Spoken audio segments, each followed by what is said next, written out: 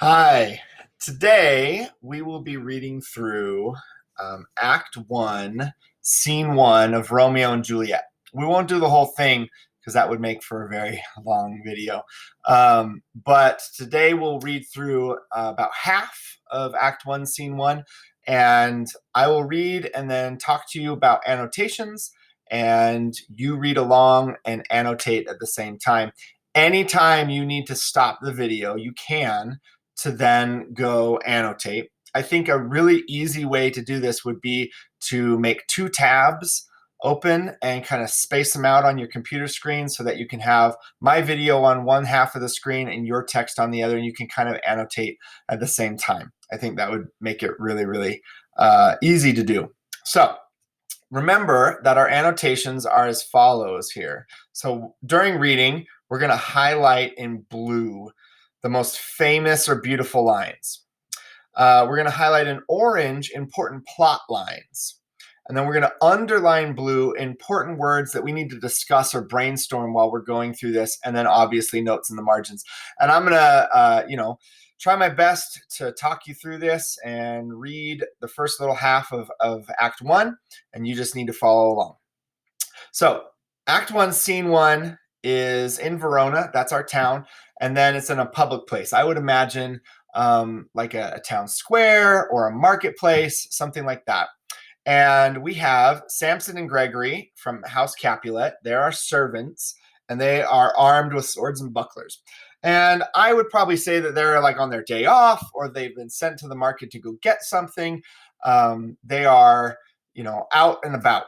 All right. So let's get going. Samson, Gregory, oh my word, will not carry coals.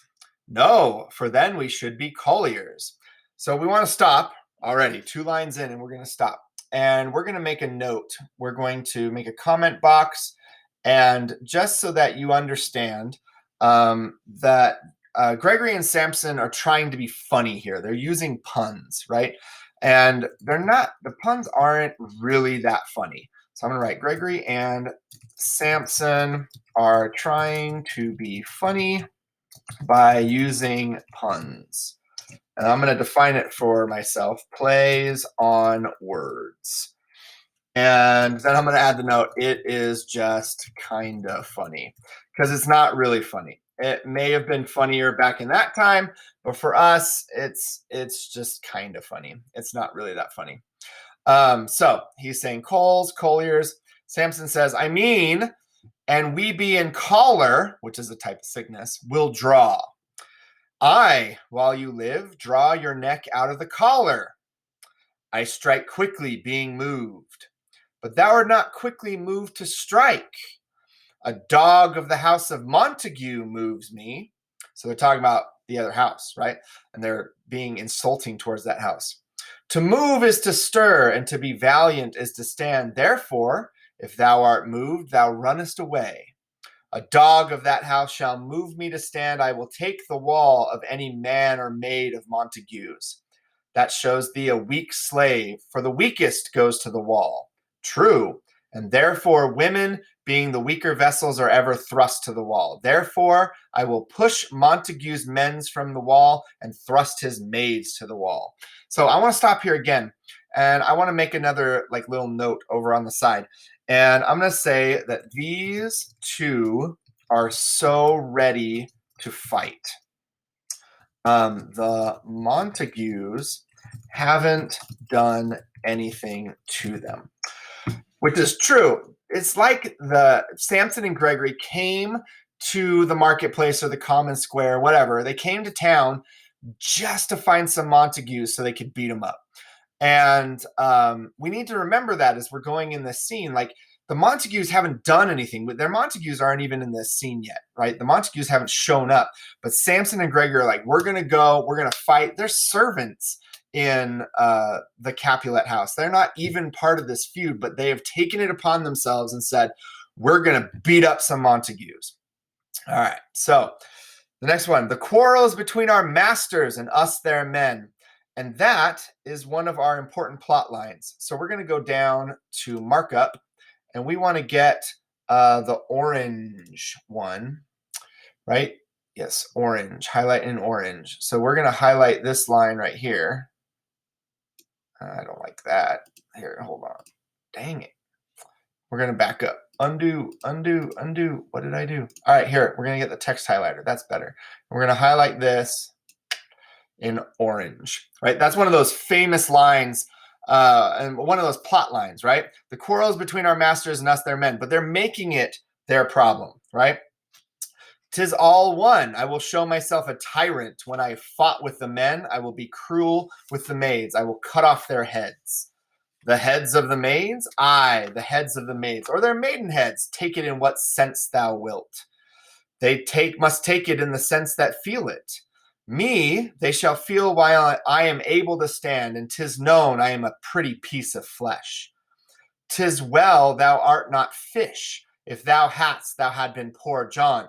Then they see the Montagues, right? Before this, Gregory says this line. They see them on the other side, and they go, oh, there's the Montagues. And so Gregory says, draw thy tool. Tool, he means his sword. Here comes two of the house of the Montagues. So once again, we're going to highlight this one in orange because that is, I'm not loving that. All right, so we're going to highlight this one in orange. And then we're going to highlight this one in orange because I don't want the number 30.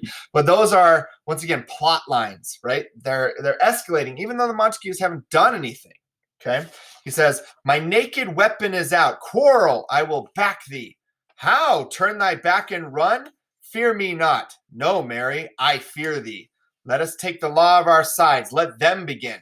So they say, we want to fight them, but we need to make sure that we're not going to get in trouble. Because if we get in trouble, it's all over, right? Our bosses won't be happy with that. So let's just think about this. Gregory says, I will frown as I pass by and let them take it as they list. And then Samson, ne'er as they dare, I will bite my thumb at them, which is a disgrace to them if they bear it. So then Abraham and Balthazar come into the scene. Remember, these are two servants of the Montague family. So we have two of the Capulets, two of the Montagues, and now they're together. So they pass by, and Samson goes like this. So he takes his thumb, and he goes like this at Abraham. That is biting your thumb. Biting your thumb means the same thing as flipping somebody off. So I wouldn't do it very often. I mean, some people don't, in our culture, don't understand that biting their thumb is the same thing as flipping someone off, but it's the same thing. So I wouldn't do it very often. So it says, do you bite your thumb at us, sir? I do bite my thumb, sir. Do you bite your thumb at us, sir? Then Gregory and Samson kind of conference together. An aside means that you go off to the side and the audience can hear it, but the other characters cannot hear it. So they're whispering to each other, right? So Samson says, is the law of our side if I say I? And Gregory says, no. So Samson then returns, no, sir, I do not bite my thumb at you, sir, but I bite my thumb, sir. And so it's this whole like, oh, yeah, I'm flipping people off, but I'm not flipping you off. I'm just flipping random people off. Not you, just random people. Gregory, do you quarrel, sir? Quarrel, sir? No, sir. If you do, sir, I am for you. I serve as good a man as you. No better? Well, sir. Then Gregory sees his fellow servants and some of his master's relatives. And he says, oh, we can win this fight. Go ahead and say yes. And he says, say better. Here comes one of my master's kinsmen. Yes, better, sir. And then Abraham, you lie! And then Samson, draw if you be men. Gregory, remember thy swashing blow. So let's go back and let's highlight some stuff. So this is a good plot line, right? Do you bite your thumb at us, sir? I do bite my thumb, sir. Do you bite your thumb at us, sir? Right? And then is the law of our side if I say I? And then we're going to highlight no. No, sir. I do bite my thumb, sir. Do you quarrel, sir? And then we'll even get quarrel, sir, no, sir. And then if you do, I'm for you. I serve as good a man as you. And that's what we'll highlight right there. We also are going to make a comment right here. And we're going to say that the servants see one from their family coming up to help, so they feel like they can win this fight. All right, so now we have some notes and we're ready to go. So they are fighting. The other thing I did in my notes, which is kind of cool, you can do this if you want to. I went and I searched on Google for bite my thumb. I am not seeing. Let's do this. Let's go Romeo and Juliet bite thumb. See, there it is. I want like a cool picture of them biting their thumb. So I'll choose this one. And then I'm going to drop that right here, and I will make it smaller. And now that'll help me remember about biting thumbs, right? See, he's like biting his thumb and flipping off the other guy. All right, cool. So now let's go back and let's keep reading. So they start fighting, right? Ching, ching, ching, ching, ching, sword fights. And it's an equal fight, 2 against 2. So then Benvolio shows up. And remember, Benvolio's a coward. He doesn't like fighting, but he sees 2 guys from his household that are fighting with the Capulets. And he says, oh man, I got to get involved with this. So he comes running in, has his sword. He puts it on the other guy's swords and he says, part, fools, put up your swords. You know not what you do. This is one of the most famous lines in the play. And if we go back up here, we are doing our most famous lines, beautiful lines in light blue. So we're going to choose light blue. And then we're going to highlight this one. Part, fools, put up your swords. You know not what you do. Come on, highlight it. There we go. All right, so now we're highlighted. So he beats down their swords, and then Tybalt shows up. And Tybalt, remember, is the Prince of Cats. He is one of the biggest sword fighters. He's the best sword fighter in all of Verona. He's the #1. He duels people all the time. It's his favorite thing to do. And he walks up, and I could just imagine him with like this like cape, and he like throws it aside to show his sword. He says, what, art thou drawn among these heartless hinds? Turn thee, Benvolio, and look upon thy death. And he like opens up his cape, and there's his sword. So once again, we're going to highlight, this is another one of those most famous lines in the entire play. So we're going to highlight it in blue. Benvolio says, because he's a coward, I do but keep the peace. Put up thy sword or manage it to part these men with me. And then Tybalt, what? Drawn and talk of peace? I hate the word, as I hate hell, all Montagues, and thee. Have at thee, coward! And then they start fighting in. Ching, ching, ching, ching. So this is another one of our famous lines. So we're going to highlight it in blue. This is one of the lines that is going to be on, as everybody knows from Romeo and Juliet.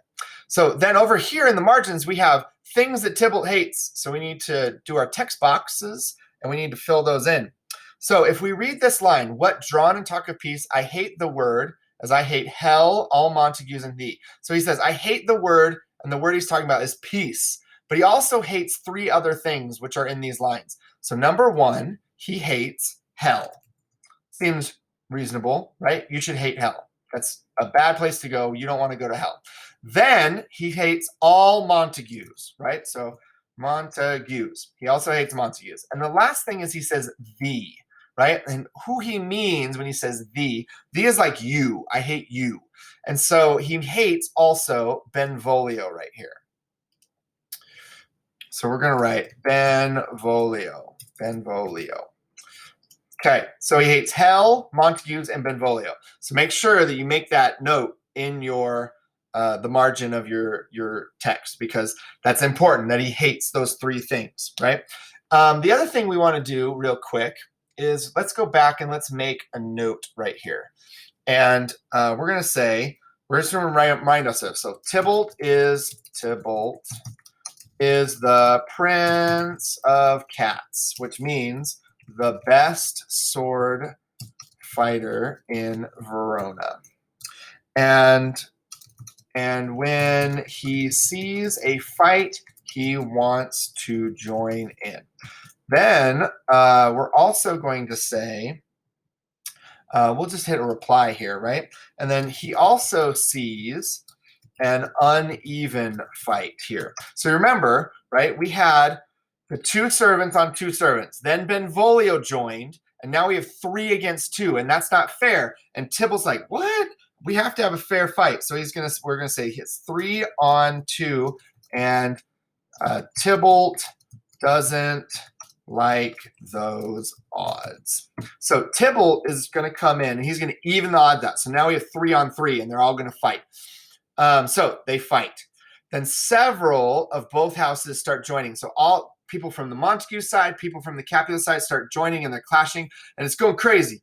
And it's everybody's fighting all over the place. And then the citizens come in, the people of the town say, clubs, bills, and partisans, strike, beat them down, down with the Capulets, down with the Montagues. Capulet comes out of his house and Lady Capulet. And Capulet says, what noise is this? Give me my longsword, ho! And sometimes students read it and they say, give me my longsword, ho! And it's not like that, right? He's not calling his wife a hoe, right?